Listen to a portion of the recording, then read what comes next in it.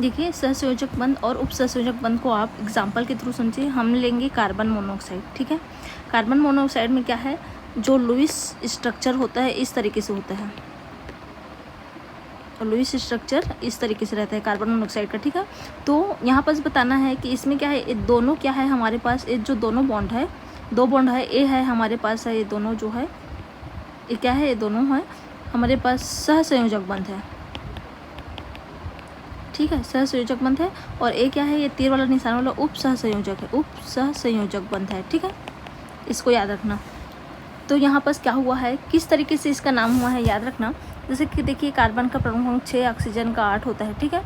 तो इसका इलेक्ट्रॉनिक विन्यास करेंगे बोरबरी के नियम अनुसार, तो 2 और 4 में टूटेगा और इसका 2 और 6 में टूटेगा, ठीक है। 2, 8, 18, 32 वाला इलेक्ट्रॉनिक विन्यास किसका है, बोरबरी के नियम अनुसार अधिकतम किसी भी समय अधिकतम इलेक्ट्रॉनों की संख्या को 2n² द्वारा निकाला जाता है। यहाँ पर n का मान 1, 2, 3 रखने पर इस तरीके से आएगा, 1, 2, 3, 4 रखेंगे तो अलग अलग मान आएगा इस तरीके से। यहाँ पर देखिए अब इसका कार्बन का जो लुईस स्ट्रक्चर होगा इस तरीके से होगा, क्योंकि 4 है संयोजी कोष में, अंतिम कोष में यहाँ पर ऑक्सीजन का 6 है, तो ऑक्सीजन लिखेंगे और 6 इलेक्ट्रॉन इस तरीके से हो जाएगा, ठीक है।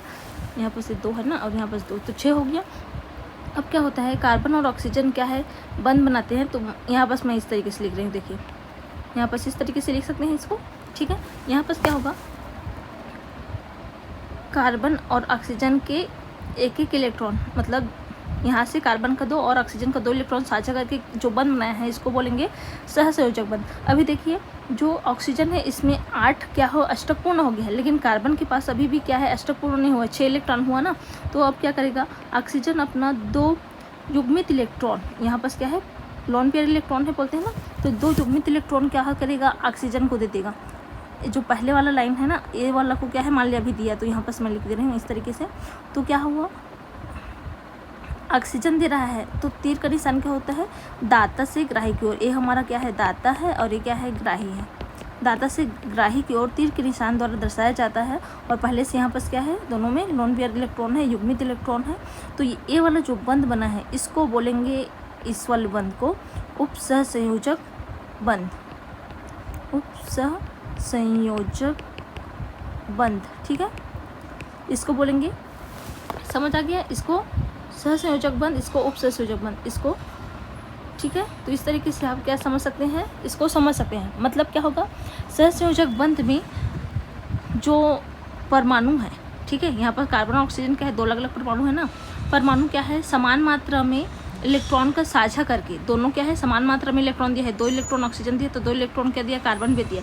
मतलब समान मात्रा में इलेक्ट्रॉन का साझा करके जो बंध बनता है उसको सहसंयोजक बंध बोलते हैं। और उपसहसंयोजक बंध किसे बोलते हैं, जिसमें सिर्फ एक परमाणु द्वारा, ठीक है, इलेक्ट्रॉन को दिया जाता है दूसरे परमाणु को अष्टक पूर्ण कराने के लिए। तो सिर्फ साझा हो रहा है, लेकिन दे को रहा है सिर्फ एक परमाणु दे रहा है, यहाँ पर ऑक्सीजन बस दे है ना इस वाले को।